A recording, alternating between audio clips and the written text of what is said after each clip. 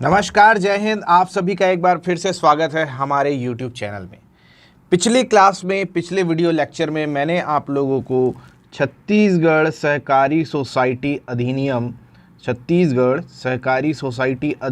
1960-1962 के अध्याय 5 को डील किया था। अध्याय 5 में हम लोगों ने देखा था क्या? सोसाइटी का प्रबंध। क्या चीज़ था? सोसाइटी का प्रबंध। और पिछले लेक्चर में मैंने इसको पूरा कंप्लीट किया था, 1960 और 1962 दोनों को। 3 भागों में आप लोगों को ये चीज़ मिल चुका है।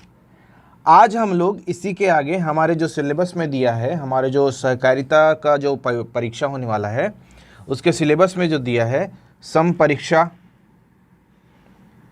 जांच, निरीक्षण तथा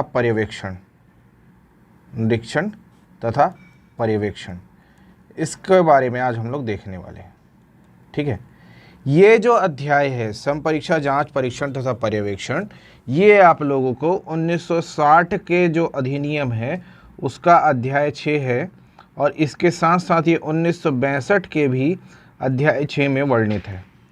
तो हम दोनों ही को आज के इस लेक्चर में कंप्लीट करने वाले हैं।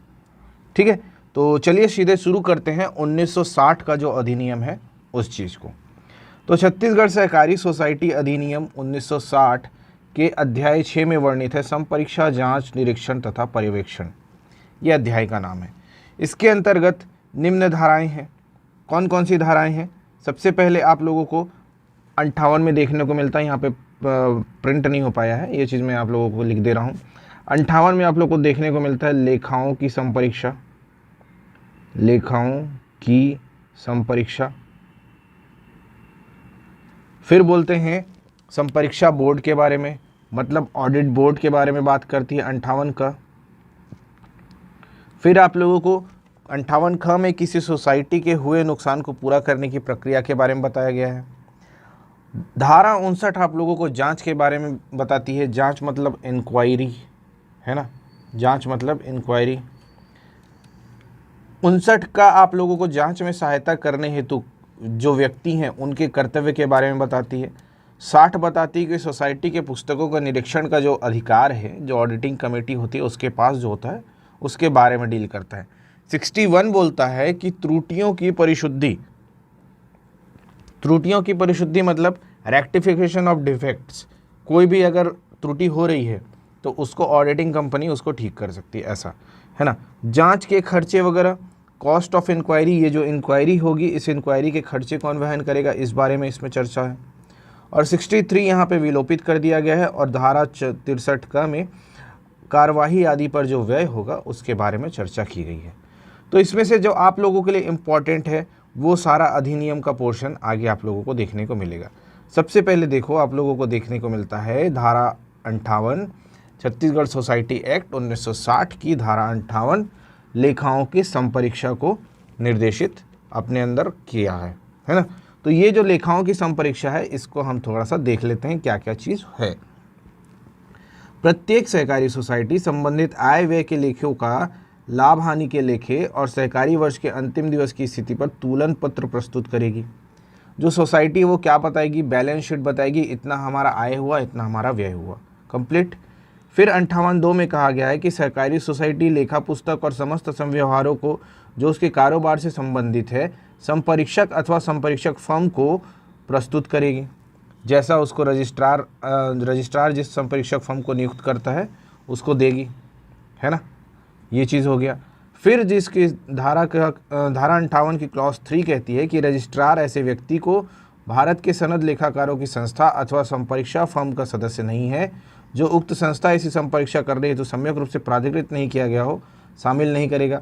मतलब आपको ऑडिटिंग में रहना पड़ेगा। ऑडिटिंग वाली जो सीए फर्म है, यहाँ पे सीए फर्म की बात हो रही है ना, तो सीए फर्म अगर रजिस्टर्ड नहीं है तो उसको ये शामिल नहीं करेगा। परंतु ऐसे सहकारी सोसाइटी के मामले में जिसमें सहकारी अंशधारिता अथवा ऋण, कोई शासकीय प्रतिभूति या वित्तीय सहायता दी गई है, रजिस्ट्रार पैनल में संपरीक्षक को शामिल कर सकेगा। ठीक है, ऐसे जहाँ पे भी सरकार का पैसा लग रहा है वहाँ पे जो ऑडिटर है वो आएगा ही आएगा। ठीक है ना, ऑडिटर का जो यहाँ पे रोल आ जाता है। फिर बोल रहा है परंतु यह और की सभी प्रकार के प्राथमिक सहकारी सोसाइटी को यह विकल्प होगा कि अपने लेखों की संपरीक्षा जो सीए हैं, जो सनदी मतलब जिनके पास सनदी मतलब कि जिनके पास अथॉरिटी है सीए होने का, लेखाकारों अथवा रजिस्ट्रार या निमित्त रजिस्ट्रार द्वारा प्राधिकृत किसी व्यक्ति से कराएं। मतलब आपको अपना सारा चीज़ को करवाना ही करवाना है, क्या, ऑडिटिंग। ठीक।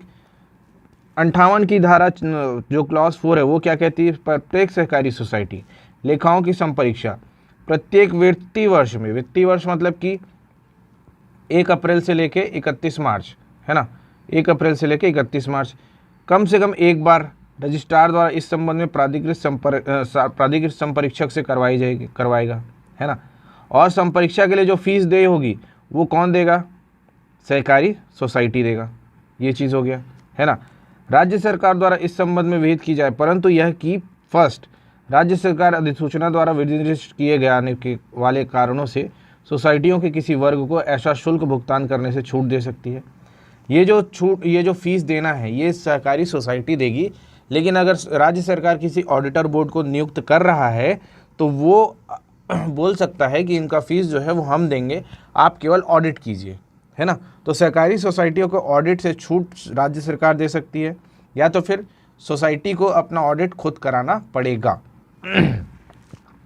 रजिस्ट्रार संपरीक्षा फर्म के न्यूनतम योग्यता एवं अनुभव का निर्धारण करेगा, ठीक है ना। रजिस्ट्रार जो है, ऑडिटर फर्म जो है, उसके जो वो है, जो न्यूनतम योग्यता और अनुभव है उनका निर्धारण वो स्वयं करेगा। ठीक। तीसरा, प्रत्येक सहकारी सोसाइटी के लेखाओं की संपरीक्षा उस वित्तीय वर्ष के जो ऐसे लेखे संबंधित हो के 6 माह के भीतर कराएगी। मतलब 31 मार्च 2023 को यदि कोई वर्ष समाप्त हो रहा है तो इससे 6 माह के भीतर, मार्च, अप्रैल, मई, जून, जुलाई, अगस्त, सितंबर के पहले, सितंबर 2023 के पहले इनको अपना जो वो है, क्या बोलते हैं, जो अपना ऑडिटिंग है, ऑडिट है, वो पूरा करवा लेना है। ठीक है। ये चीज़ रजिस्ट्रार ये चीज़ उसमें है, तीसरे क्लॉज में। चौथा बोलता है कि संपरीक्षक अर्थात ऑडिटर द्वारा उपधारा 1 में विनिर्दिष्ट सहकारी सोसाइटी के लेखाओं का संपरीक्षण किया जाना है कि नियुक्ति रजिस्ट्रार द्वारा अनुमोदित संपरीक्षकों तथा संपरीक्षा फर्म के पैनल में से सहकारी सोसाइटी के साधारण निकाय द्वारा किया जाएगा। ठीक है। ये चीज़ यहाँ पे कंप्लीट हुआ। जो नियुक्ति है वो कौन करेगा, रजिस्ट्रार ही करेगा, और उसके सोसाइटी के साधारण निकाय उसको वो करेगी, क्या बोलते हैं, अप्रूव करेगी। ये चीज़ हो गया। यदि किसी सहकारी सोसाइटी का साधारण निकाय अपने लेखाओं की संपरीक्षा हेतु संपरीक्षक अथवा संपरीक्षा फर्म की नियुक्ति वित्तीय वर्ष की समाप्ति की तारीख से 6 माह की काला अवधि के भीतर करने में विफल रहता है तो ऐसी सोसाइटी को सुनवाई का अवसर देने के पश्चात सोसाइटी के संपरीक्षक अथवा संपरीक्षा फर्म की नियुक्ति कर सकेगा और ऐसी सहकारी सोसाइटी के लेखाओं की संपरीक्षा करवाएगा। कौन करवाएगा, ये चीज़ रजिस्ट्रार करेगा। अगर वो लोग 6 महीने के अंदर नहीं करवा पा रहे हैं तो ये रजिस्ट्रार की जिम्मेदारी हो जाती है कि वो क्या करे कि जो सोसाइटी है वहाँ पे जो ऑडिटर को भेजे और सारी चीज़ों का ऑडिट कराए। ठीक है ना। परंतु यह और कि वहाँ संपरीक्षा रिपोर्ट पूर्ण होने या जारी होने के पश्चात कोई वित्तीय अनियमितता या गबन की शिकायत होती है तो रजिस्ट्रार इस प्रयोजन के लिए विशेष संपरीक्षा हेतु आदेश दे सकेगा। अगर किसी प्रकार की अनियमितता का पता चलता है तो फिर रजिस्ट्रार इसके लिए पूरा जांच बैठा सकता है। तो इसी के बाद फिर जांच का पूरा वो आ जाएगा, है ना, जांच का जो क्लॉज है वो आ जाएगा। परंतु यह भी कि परिसमापित सोसाइटी, परिसमापित मतलब जो सोसाइटी समाप्त कर दी गई है, के मामले में परिसमापक रजिस्ट्रार द्वारा अनुमोदित पैनल में से अपने लेखों की संपरीक्षा कराने हेतु संपरीक्षक अथवा संपरीक्षा फर्म की नियुक्ति करेगा। ठीक है ना। ये रजिस्ट्रार फिर से इनके लिए नियुक्ति करेगा। परंतु सहकारी बैंक के मामले में जो आरबीआई है उससे सलाह लेना पड़ेगा, रिजर्व बैंक द्वारा विहित किया जाएगा जो ऑडिटर है वो। ये चीज़ हो गया। ठीक। उसके बाद इसी की जो धारा 6 है वो क्या कह रही है, इसी का जो क्लॉज 6 है वो क्या कह रहा है, संपरीक्षा फर्म की समस्त समयों पर, मतलब ये यहाँ पे समय मतलब टाइम है ना, पर सहकारी सोसाइटी या उसकी अभिरक्षा की समस्त पुस्तकों को समन कर सकेगा। समन कर सकेगा मतलब जिसके पास ऑडिटर फर्म है वो सोसाइटी के जितने भी पेपर हैं, जितने भी बैलेंस शीट हैं, जितने भी आवक जावक के जो भी रजिस्टर हैं, उन सब को वो मंगवा सकता है। समन करना मतलब कि अपने पास बुला सकना, ये चीज़ होता है। सहकारी सोसाइटी के मुख्यालय में बुलाएगा, अपने घर पे नहीं बुलाएगा। सोसाइटी का जो मुख्यालय वहाँ बुला सकता है या उसकी किसी शाखा में बुला सकता है। ठीक है, ये चीज़ यहाँ पे कंप्लीट हुआ। आप या तो यहाँ पे आ जाओ या तो यहाँ पे आ जाओ।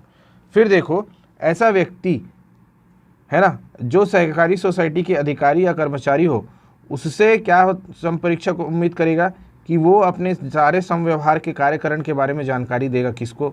संपरीक्षक फर्म को। जो जो पूछा जाएगा उस सोसाइटी का जो प्राधिकृत व्यक्ति है वो आप यहाँ पर आकर हर किसी को एड्रेस करेगा। मतलब जो संपरीक्षा ऑडिटर फर्म है उसको, ऑडिटर मान लो जब पूछ रहा है, अरे यहाँ पे तो एंट्री इतना दिखा रहा है, तुम्हारे में एंट्री जो माइनस है वो हुआ नहीं है। ये सारी चीज़ें होती है ना। तो ऑडिटर के पास जाओगे तो बहुत सारी चीज़ें पूछते हैं वो लोग और उसके हिसाब से फिर सारी चीज़ें बनती हैं, है ना। तो यहाँ पे ये वाला चीज़ जो पूछा जाएगा तो ये कौन बताएगा? जो सोसाइटी का जो हेड पर्सन है ना, जो चेयरपर्सन है या फिर जिसके पास ये सारी चीज़ों का लेखा जोखा रहता है, वो जाके बताएगा कि हाँ ये यहाँ पे ऐसा हुआ था, वो वाले साहब को दिया था, वो वाले इसको दिया था, ऐसा बोल के। ठीक है, परंतु यह कि शीर्ष सोसाइटियों के लेखाओं का संपरीक्षा प्रतिवेदन राज्य विधानसभा के समक्ष ऐसी रीति से रखा जाएगा कि जैसा कि राज्य सरकार द्वारा विहित की जाए। शीर्ष सोसाइटी मतलब अपेक्स सोसाइटी। अपेक्स सोसाइटी के जो लेखा हैं उनके संपरीक्षा का प्रतिवेदन राज्य के विधानसभा में रखा जाता है। ये चीज़ तो सबको पता है ना। ऑडिटर जो फर्म होती है जो ऑडिट करती है, वो ऑडिट करने के बाद जो राज्य सरकार को सौंपती है, राज्य सरकार उसको विधानसभा के पटल पर रखता है। ठीक है, फिर यहाँ पे देखिए क्या कहती है, प्राथमिक कृषि साख सहकारी सोसाइटी के मामले में रिजर्व बैंक द्वारा निर्धारित विवेकपूर्ण मानदंड, जिसमें पूंजी का जोखिम भारित आस्तियों के अनुपात से मानदंड भी सम्मिलित है, रजिस्ट्रार द्वारा राष्ट्रीय बैंक के परामर्श से विहित किया जाएगा। सहकारी साख सोसाइटी, साख मतलब लोन दे रहा है अगर कोई, तो लोन वाले केस में जो पूरी बातचीत है उसके लिए जो परामर्श है, मतलब अगर कहीं पे ऑडिट में कोई चीज़ ऊपर नीचे आ रहा है ना, इधर प्लस उधर माइनस दिखा रहा है, तो ये जो लोन वाली जो सोसाइटी है, जो सहकारी सोसाइटी है, ये पहले ये जो बैंक है ना, राष्ट्रीय बैंक, नाबार्ड वगैरह से ये लोग परामर्श लेंगे कि इसमें ऐसा ऐसा हो रहा है तो आप लोग इसमें कुछ किए हो क्या, है ना, ये सारी चीज़ें। तो ये वाला चीज़ यहाँ पे कंप्लीट होता है।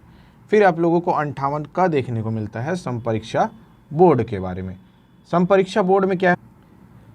सोसाइटी के ऑडिट के लिए राज्य सरकार क्या करेगी कि एक संपरीक्षा बोर्ड का गठन करेगी, है ना, जो रजिस्ट्रार की शक्तियों का प्रयोग करेंगे, जैसा कि इस नियम में वर्णित है। रजिस्ट्रार की शक्तियां अलग से वर्णित है ना। तो ये वाली चीज़ यहाँ पे समाप्त होती है। संपरीक्षा बोर्ड में जो यूज़ करेगी पावर, वो किसका करेगी? रजिस्ट्रार के पावर का पूरा यूज़ करेगी, है ना। फिर आप देखते हैं धारा 59। धारा 59 में कहा गया है जांच के बारे में। जांच के बारे में कहा गया है, तो जांच के बारे में देखते हैं। तो रजिस्ट्रार क्या करेगा? किसी ऐसी सोसाइटी जिससे कि सोसाइटी संबद्ध है, या किसी ऐसे लेनदार जिसका सोसाइटी ऋणी है, या बोर्ड के कम से कम 1/3 सदस्यों या सोसाइटी के सदस्यों की कुल संख्या के कम से कम 1/10 सदस्यों स्वप्रेरणा से आवेदन पर या आवेदन पत्र में उठाए गए सोसाइटी के गठन, कार्यकरण, वित्तीय स्थिति के संबंध में यदि कोई शिकायत प्राप्त होती है ना, या तो वो क्या कर सकता है? जांच करवा सकता है। कौन करवाएगा? Registrar. Registrar is the whole sole authority. Registrar को कोई कंप्लेंट किया कि यहाँ पे वित्तीय अनियमितता हो रही है, तो ये रजिस्ट्रार की जिम्मेदारी है कि वो जांच करवाए। ठीक है, ये चीज़ क्लियर हुआ। इसके बाद देखो, रजिस्ट्रार आवेदक या आवेदकों से केवल ऐसी फीस जो विहित की जाए और जो जांच को संचालित करने के लिए खर्च की पूर्ति के लिए समझी जाएगी, प्राप्त होने के पश्चात ही किसी जांच का आदेश देगा। जो आवेदन कर रहा है वो फीस भी देगा। ये चीज़ हो गया। ऐसी जांच के आदेश होने की तारीख से 4 मास की कालावधि के भीतर पूरी की जाएगी। कोई सोसाइटी पे अगर कोई केस किया है तो उसका जो जांच है वो कब कंप्लीट होना है? वो 4 महीने के अंदर कंप्लीट हो जाना है ना। तो पहले तो फीस देना है, फिर उसका 4 महीने के अंदर कंप्लीट होगा जो जांच है वो।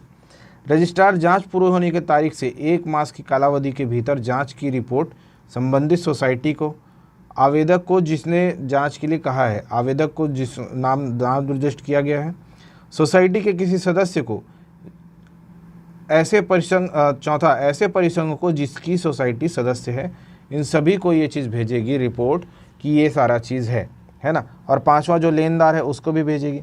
इसके द्वारा विहित फीस का जो संदाय किया जाएगा, है ना, जो वो है सोसाइटी का जिसने वो किया है, आवेदन किया है, वो विहित फीस देगा। तो ये सारी चीज़ें जितने भी लोग हैं उनको भेजा जाएगा। ठीक है, यहाँ पे ये चीज़ कंप्लीट हुआ। फिर आप लोगों को धारा 59 क देखने को मिलता है। धारा 59 क में क्या है? जांच में सहायता करने का कतिपय व्यक्तियों का कर्तव्य।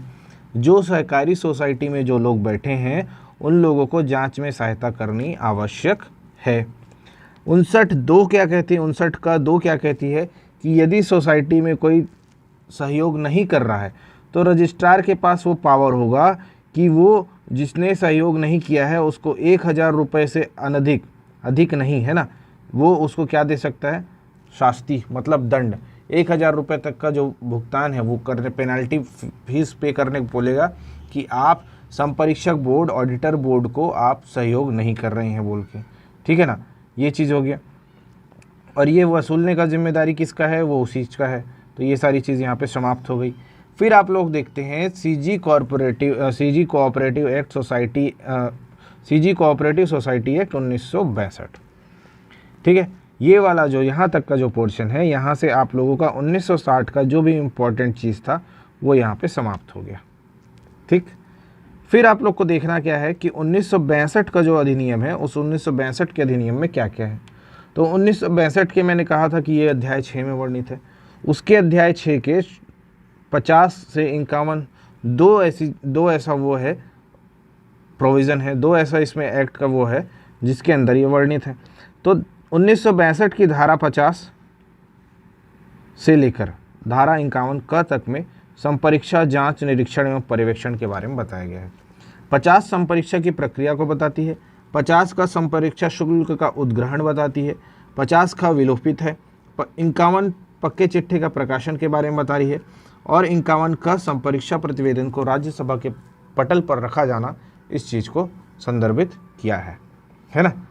देखो, जो धारा 50 है वो क्या बोल रही है कि संपरीक्षा की प्रक्रिया क्या होगी। तो रजिस्ट्रार क्या करेगा? सभी प्रकार के सोसाइटी, व्यवसाय के आकार, वर्गीकरण, योग्यता एवं अनुभव के आधार पर धारा 58 की उपधारा 3 और 4 के प्रावधानों के तहत संपरीक्षा फर्म का एक पैनल तैयार करेगा। ठीक, प्रक्रिया में सबसे पहले क्या हुआ? पैनल तैयार हुआ। ठीक, फिर क्या होगा कि संबंधित सोसाइटी का साधारण निकाय अपने साधारण बैठक में चालू या आगामी वित्तीय वर्ष में संपरीक्षण के प्रयोजन हेतु संपरीक्षकों या संपरीक्षा फर्म के अनुमोदित पैनल में से इस संबंध में दी गई प्रक्रिया के अनुसार संपरीक्षक नियुक्त करेगा। कौन नियुक्त कर रहा है यहाँ पे? साधारण निकाय, सोसाइटी का साधारण निकाय संपरीक्षक फर्म की नियुक्ति करेगा। कहाँ से करेगा? इस पैनल से। जो कौन है? साधारण निकाय है, वो नियुक्ति करेगा। ठीक है ना, साधारण निकाय नियुक्ति। परंतु लंबित संपरीक्षण यदि कोई हो के मामले में सोसाइटी का साधारण निकाय पूर्व वित्तीय वर्ष के लेखाओं की संपरीक्षा पूर्ण करने हेतु अनुमोदित पैनल में से संपरीक्षक या संपरीक्षक फर्मों की नियुक्ति कर सकेगा। इस वर्ष के लिए भी, और जो अगर छूट गया है तो पिछले वर्ष के लिए भी ये चीज़ कर सकता है। ठीक है ना। कोई भी संपरीक्षक सोसाइटी के विशेष संपरीक्षण हेतु निरंतर 2 वित्तीय वर्ष से अधिक अवधि के लिए नियुक्त नहीं किया जाएगा। तो ऑडिटर लोग भी क्या होता है कि एक बार जम गए तो फिर जम गए, ऐसा वाला केस है ना। तो कोई भी ऑडिटर किसी भी सोसाइटी का कंटिन्यूसली 2 साल से ज़्यादा ऑडिट नहीं कर सकता। Not more than 2 years, not more than 2 years. ठीक है, ये चीज़ यहाँ पे कंप्लीट हुआ। नेक्स्ट देखते हैं कि सोसाइटी सामान्य निकाय द्वारा संपरीक्षक की नियुक्ति की तारीख से 30 दिवस के भीतर संपरीक्षक की नियुक्ति के बारे में रजिस्ट्रार अथवा रजिस्ट्रार द्वारा प्राधिकृत अधिकारी को सूचित करेगा। ठीक है ना। 30 दिन के भीतर हमको उनको बताएगा कि साहब हम लोग रजिस्ट्रार रख लिए हैं, सॉरी रजिस्ट्रार बोलता हूँ, ऑडिटर रख लिए हैं, वो हमारा ऑडिट देख रहा है। कोई भी ऑडिटर 2 साल से ज़्यादा कोई भी ऑडिटर फर्म 2 साल से ज़्यादा एक ही सोसाइटी का नहीं हो सकता है ना। तो 1 साल का कोई ऑडिटर अगर किसी ने फर्म में ज्वाइन किया है, किसी उसको ज्वाइन किया है सहकारी सोसाइटी को, तो वो क्या करेगा? इस साल का भी करके देगा और पिछले साल का भी करके दे देगा। तो एक बार में एक बार में वो लोग 2 साल का करवा लेते हैं, तो उनका काम बच जाता है। ठीक है, पैसा बच जाता है। तो ये चीज़ हो जाता है। फिर आप लोगों को 4 का में देखने को मिलता है, संपरीक्षक रजिस्ट्रार द्वारा विनिर्दिष्ट प्रारूप में चिट्ठे, लाभ हानि खाते, जितनी भी सारी चीज़ें हैं उसको अपेक्षित रीति से दर्शाते हैं और उसको पूरा पूरा इनको प्रोवाइड करते हैं ना, संपरीक्षा रिपोर्ट का जानकारी देते हैं। किसको देंगे? रजिस्ट्रार को। जो ऑडिटर है वो सारा चीज़ करके किसको प्रेषित करेगा? रजिस्ट्रार को प्रेषित करेगा, है ना। किसी भी उसके स्थिति में सहकारी वर्ष की समाप्ति पर जिस तक खाते बनाए गए हैं उसके द्वारा जांच की गई हो सोसाइटी के कामकाज की स्थिति की और लाभ हानि के खाते की स्थिति में सहकारी वर्ष के लाभ या हानि की। ख, संपरीक्षा रिपोर्ट में निम्नलिखित वर्णित होगा। क्या क्या वर्णित होगा? ये सारी चीज़ें हैं। यहाँ पे इस चीज़ को थोड़ा सा देख लीजिए कि निम्नलिखित सत्य और उचित स्थिति दर्शाते हैं। ये क्या क्या दर्शाते हैं कि क्या क्या इस साल का जो लाभ हानि है और क्या क्या कामकाज हुआ है, ये दोनों चीज़ उसको दर्शाना आवश्यक है। ये चीज़ यहाँ पे हो गया, ठीक है ना। ये आपके लिए इम्पोर्टेंट नहीं है, लेकिन ऐसे भी इम्पोर्टेंट हो भी सकता है। मेरे को इसका आइडिया नहीं है क्योंकि पेपर आज तक हुआ नहीं है, तो मैं इस बारे में आपको ज़्यादा वो नहीं बता सकता कि आएगा कि नहीं, लेकिन जो चीज़ वर्णित है उस चीज़ के बारे में मैं आपको बता दे रहा हूँ, ठीक है ना। संपरीक्षा रिपोर्ट में क्या क्या लिखा जाएगा, ये पूरा इसका एक लिस्ट है। ये लिस्ट आप लोग देख सकते हैं, है ना। ये यहाँ पे देखो, क्या संपरीक्षक क्या कर सकता है, क्या कर सकता है, क्या कर सकता है ना। ये सारी चीज़ें यहाँ पे लिखी हुई हैं। 3 इनके निर्देश हैं, ये तीनों को फॉलो करना आवश्यक है, ठीक। तो ये वर्णित होना ही होना आवश्यक है, ठीक है। फिर आप लोगों को ग देखते हैं, तो ग देखने में क्या मिलता है? उपरोक्त निर्देश किन्हीं भी मामलों के उत्तर नकारात्मक में या विशेषता के साथ दिया जाता है तो संपरीक्षा रिपोर्ट में उत्तर के लिए कारण विनिर्दिष्ट करेगा, है ना। उत्तर ये जैसे प्रश्न है कि क्या संपरीक्षक सभी निरीक्षक सभी जानकारी और स्पष्टीकरण जो कि सर्वोत्तम ज्ञान और विश्वास के अनुसार संपरीक्षा के प्रयोजन के लिए आवश्यक थे अभी प्राप्त कर चुका है? यस और नो, है ना, यस और नो। तो उसने बोला यस, है ना, ओके। क्या उसकी राय में अधिनियम इन नियमों सोसाइटी की उपविधियों द्वारा अपेक्षित उचित खाता बही पंजी सोसाइटी द्वारा रखी गई है जहाँ तक इन बहियों की जांच से प्रतीत होता है ना। ये बोला यस और नो, मतलब जितनी भी चीज़ें मिली कि नहीं मिली, यस बोला। क्या उसके द्वारा जांच किया गया चिट्ठा और लाभ हानि खाता सोसाइटी के खाता बहियों और विवरणों से मेल खाता है? यस और नो। वो बोलेगा साहब मैं तो थोड़ा बहुत घपला किया, तो नो अगर आ गया, किसी भी क्वेश्चन का आंसर नो आ गया, तो नो के केस में क्या होगा कि किन्हीं भी मसलों में उत्तर में नकारात्मक आए, है ना, नकारात्मक में या विशिष्टता के साथ दिया जाता है तो संपरीक्षा रिपोर्ट में उत्तर के लिए कारण निर्दिष्ट करेगा। विवरण से मेल खाते हैं नहीं, then provide me reason why it happens, ठीक है, रीज़न बताओ। तो ये चीज़ हो जाएगा, रीज़न बताना है, ठीक है ना। फिर देखिए आगे क्या लिखते हैं कि पूर्ण विवरण में क्या होगा? ये संपरीक्षा रिपोर्ट निम्नलिखित पूर्ण विवरण में अंतर्विष्ट होंगे, अर्थात क्या क्या इसमें शामिल होगा ये पूरा यहाँ पे लिख डाले हैं, है ना। और इसी के साथ ये वाला जो चैप्टर है इसमें समाप्त हो जाता है, ठीक। देखो क्या है, सभी संव्यवहार जो किए गए हों, सभी धनराशियाँ जिन्हें सोसाइटी द्वारा खातों में लिखी जानी चाहिए, सोसाइटी के व्यय और धन की वसूली में कोई तात्विक अनुचितता या अनियमितता, इसको वर्णित करना आवश्यक है। सोसाइटी की जो धन संपत्ति या डूबत की आशंका है उसको जो ऑडिटर बता सकता है। सोसाइटी जो भारतीय रिजर्व बैंक द्वारा विहित विवेकपूर्ण मापदंड लागू हो के मामले में आय के अभिज्ञान एवं आस्तियों के वर्गीकरण संबंधी विहित मापदंडों के अनुपालन में सोसाइटी की चूक या यदि कोई हो, है ना, ये वाला चीज़ नहीं जानना है। 6वां, रजिस्ट्रार द्वारा निर्दिष्ट किए गए कोई भी अन्य मामले, इसको पूरा इसमें वर्णित करना आवश्यक है इनके जो ऑडिट रिपोर्ट है उसमें, ठीक है ना। ये सारी चीज़ें यहाँ पे हो जाती हैं कंप्लीट। इसके बाद आप लोग को क्या देखना है? इसके बाद आप लोग को देखना है धारा का जो क्लॉज 5 है वो। परीक्षा रिपोर्ट आपने प्रस्तुत कर दी और अगर संतुष्ट हुए तो हुए और नहीं हुए तो फिर से नए संपरीक्षक फर्म को सेम सारा चीज़ करने के लिए एक नया संपरीक्षक का आदेश जारी कर देगा। कौन? रजिस्ट्रार, है ना। प्रत्येक सोसाइटी संपरीक्षकों की रिपोर्ट प्राप्त होने की तिथि से 2 माह की अवधि के भीतर संपरीक्षक की टिप्पणी सहित अनुपालन रिपोर्ट रजिस्ट्रार को प्रस्तुत करेगा, ठीक है क्या। 2 महीने के भीतर रिपोर्ट दे दिए तो रिपोर्ट के 2 महीने के भीतर ये सारी चीज़ें करनी है। अब ये रिपोर्ट को मानना नहीं मानना ये रजिस्ट्रार के ऊपर, रजिस्ट्रार नहीं माना तो फिर से नए फर्म की नियुक्ति कर देगा, ठीक है ना।